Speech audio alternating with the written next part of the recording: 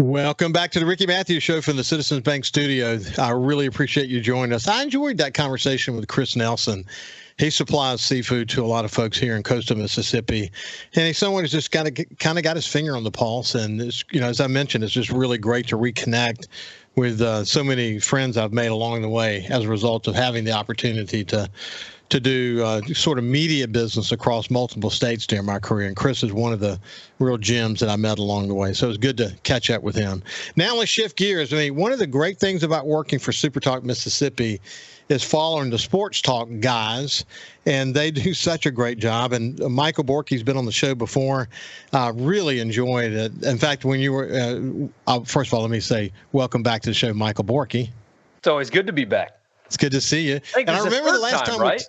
Say it again. I think this is the third appearance. It may be, but the point I was going to make is that when you were on before, I'm thinking, man, he's good at what he does. We need to get him back more regularly.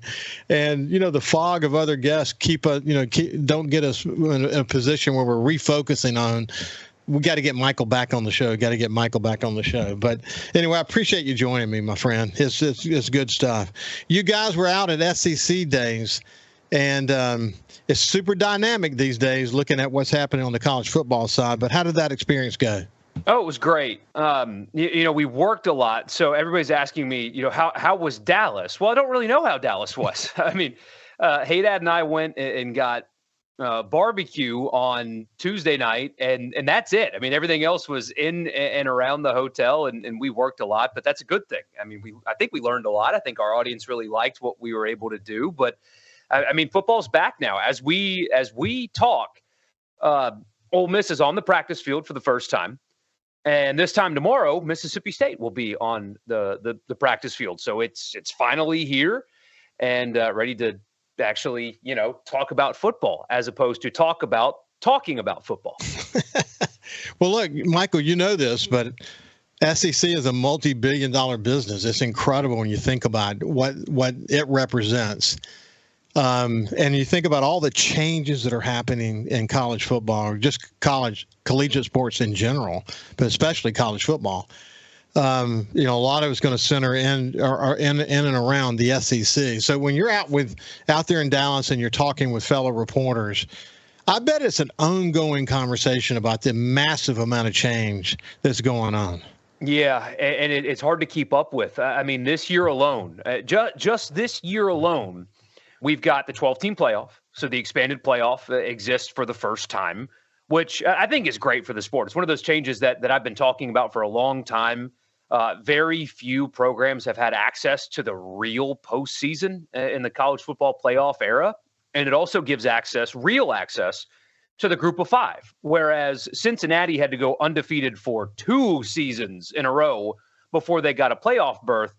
Now, the highest ranked group of 5 champion is going to make the college football playoff, guaranteed every year until they blow up the contract and make it 16 and do whatever they're going to do down the road. But there's real access for a program like a Southern Miss. Now, it takes a special season, but it's actually something that can happen. Southern Miss has had special seasons in the past.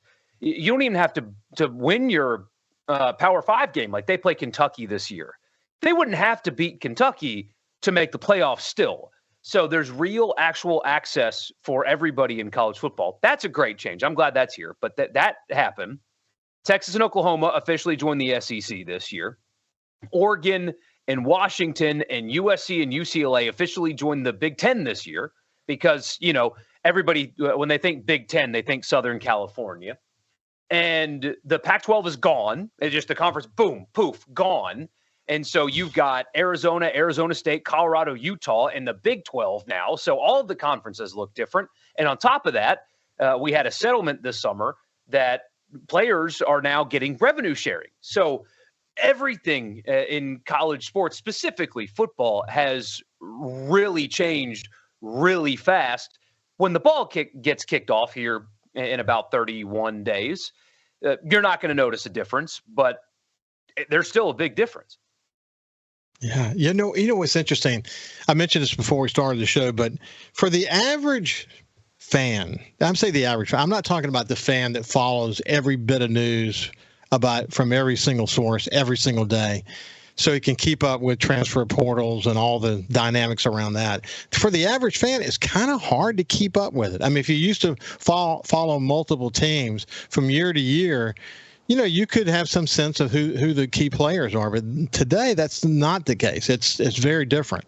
And there's been a lot of talk about how to fix it, with things like the cap and contracts and et cetera.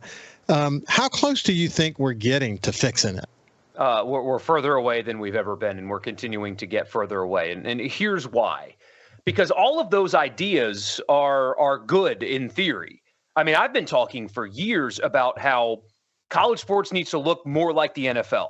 And people would push back, no, I don't want it to be the NFL. I don't want it to be the NFL. And I would say every time, the NFL has something that college sports is about to not have, which is rules, strictly enforced rules that balance the league. I'm not talking about getting rid of the marching bands and the fight songs and the tailgating, everything that you love about college football. I'm talking about implementing a structure that can actually be enforced and punished. But instead, the NCAA did nothing. And now it's essentially over because as we've learned and as multiple judges have ruled on and the Supreme Court has commented on, at least in a hearing that they had, the NCAA, long story short, was violating American antitrust law. That's what they were doing. You cannot restrict movement and income potential of non-employees unless you collectively bargain with them and they agree to the terms. And that is not the case. The NCAA had a monopoly. They controlled everything about said monopoly, and the product, the players, had no say in it, which, again, violates American antitrust law. So the only way to implement a cap, the only way to implement transfer portal restrictions and things like that is to either A, make the revenue sport athletes employees, or B, collectively bargain with them. And nobody seems interested in doing either one of those things. And as a result, you cannot enforce rules. A judge has straight up told the NCAA, you cannot enforce your transfer rules. Can't do it. You can't do it. It violates essentially the Constitution of the United States.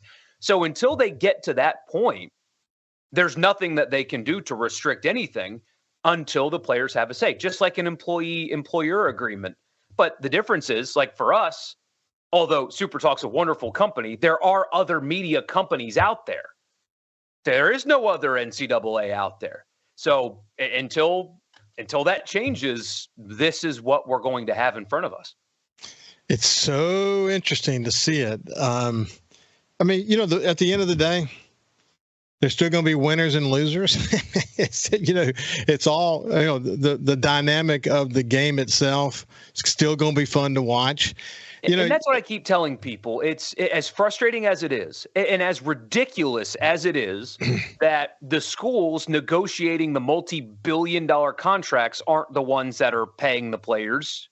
Well, they are now with revenue sharing, but still, it's average Joe fan who's listening to this like on their lunch break or wherever, whatever they're doing today, who has a wife and 2 kids and a bunch of bills. They're being told, no, you have to pay them. You have to give to the collective, and if you don't, you're a bad fan. That, as ridiculous as that system is, the players are more spread out than they've been before. There was this idea that when NIL happens, the rich are going to get richer, the poor are going to get poorer.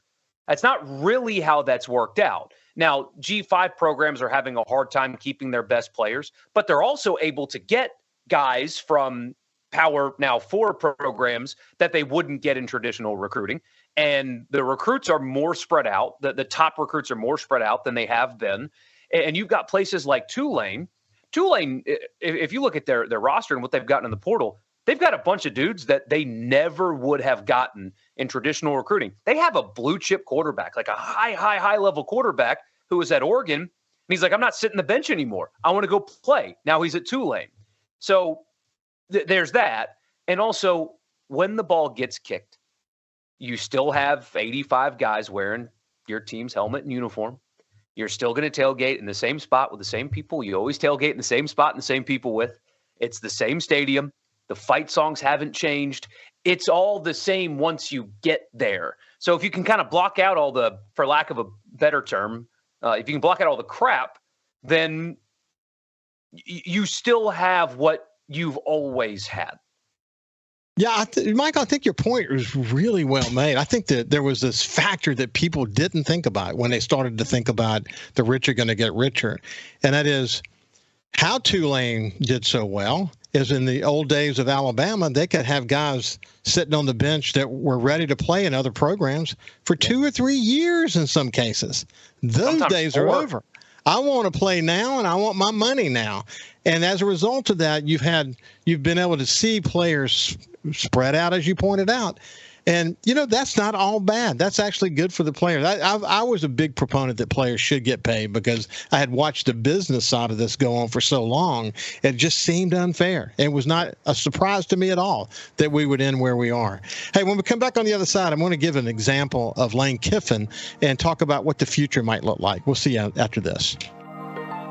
Welcome back to the Ricky Matthews Show from the Citizens Bank Studio. I have Michael Borkey with us. He's with SuperTalk Mississippi.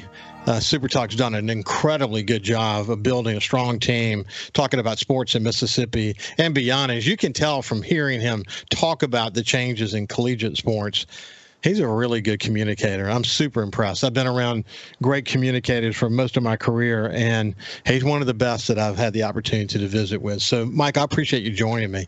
I said I was going to use an example of Lane Kiffin. No specific reason around Lane Kiffin except that he seemed to embrace the realities of all this pretty early in the game. But now other people are starting to embrace the realities of it. Well, they know what it takes to win now. If they're going to win, if they're going to attract the best players. Sure. I've watched Auburn score so many amazing wins over Alabama recently. That's been something to watch. But how does Lane now win going forward? What does winning look like for the Ole Miss program with Lane Kiffin as its head coach? How does it win going forward? The exact same way. I mean, he has found a niche, if you will. And Ole Miss has never been able to, on an annual basis, recruit the way Georgia does. They just can't, and that's okay. The state is divided in two with 2 SEC teams, and it's a small state population-wise. They can't do what LSU does, where they just get every player in the state of Louisiana because they can. And it's different, so you have to do it differently. And doing it differently has allowed them to carve out an avenue to get players in ways that they wouldn't if they did things traditionally. And it's worked. I mean, of the 16 teams in the SEC, 2 of which played in the bad Big 12 last 3 years, only Georgia and Alabama have won more games in the last 2 years than Ole Miss. It is, people question sustainability. Well, is a 3-year run like that not sustaining? It is absolutely sustainable. And so if they meet expectations this year, there will be an influx of cash for them to be able to go get another really highly rated portal class. And they're also recruiting high school kids as they should. And they'll just kind of keep on plugging. They have, and Kiffin has built this Portal King brand that's attractive. It is, they have a really good reputation among portal players around the country. Guys know that if they go to Ole Miss, they're not going to be treated differently because they're new to the team. And they also know that through the reputation of the collective, they will get exactly what they're promised financially. And you cannot say the same for even a lot of big name programs in college football. Take Florida, for example. Florida's getting sued because they didn't honor their contracts. So it's going to continue this exact same way because it's working for them. So, Michael, I follow Lane closely. I used to not be much of an Ole Miss fan because I don't really have a connection there. My son went to law school there. That's about it. But over the years, you get interested. But Lane has made me more interested. I follow him on social media. He's so incredibly self-aware, and you see by following him how much time he spends out and about recruiting folks. I mean, I know they all do, but he doesn't try to hide it. He's out there. Is it because of Lane or because this cadre of people around him that they have so figured out around the importance of delivering, as you pointed out, this whole Portal King thing? How is it that he's Is he guiding that, or is it a multitude of folks? He's guiding that, and what's so funny about it is the fit at Ole Miss is perfect for him because Ole Miss lets him basically do whatever the heck he wants. And that is not the case. That is not how it would go most places. A lot of places would really want to restrict things like that. I mean, when Nick Saban retired from Alabama and all of Alabama's roster was available to go get, he's just tweeting pictures of, hey, I'm in Tuscaloosa, look what I'm doing, and just taunting Alabama people. And only Lane Kiffin can do that. Anybody else doing it would be inauthentic, but there's a lot of places that would strongly encourage, if not stop him from doing stuff like that. But Ole Miss is very much on the side of whatever you think is going to work, just win. That's all. And they're in lockstep in that. But yeah, that's him. I mean, that's who he is. He is not afraid. He's not afraid of who he is, and he's willing to let everybody know who he is and what he's doing. And there's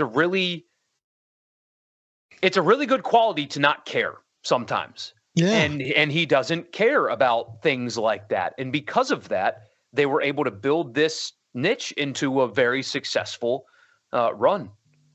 Hey, listen, Michael, at the end of the day, you can be as authentic, as innovative, as different as you want to be. But if you don't win, it doesn't matter. So when you can combine his ability to deliver, his attention to detail, his focus on what it looks like to win with the authenticity. I love the authenticity, incidentally. I love it because I bet that plays incredibly well with parents and kids who are making decisions about where they're going to go. And you have to recruit a certain kind of kid because not every and what I've learned about the Ole Miss program under Kiffin is they have to recruit a certain kind of player that is okay with kind of hard truth may not be the right word, but he treats them like they're professionals, meaning I'm not going to baby you. I'm not going to coddle you. If you're not good enough, I'm going to tell you you're not good enough and you're not going to play. So you can either suck it up and get better or you can leave. But that's their approach. And so it takes a certain kind of kid to be a part of that. And they found him. Well, Michael Borkey from Sports Talk, it's been great to spend some time with you. It reminds me we'll have you back more regularly, but it's been a pleasure to spend some time with you. Sounds great. Thank you. You bet. This has been Michael Borkey from Sports Talk Mississippi. Listen, have a great day, and we will see you tomorrow.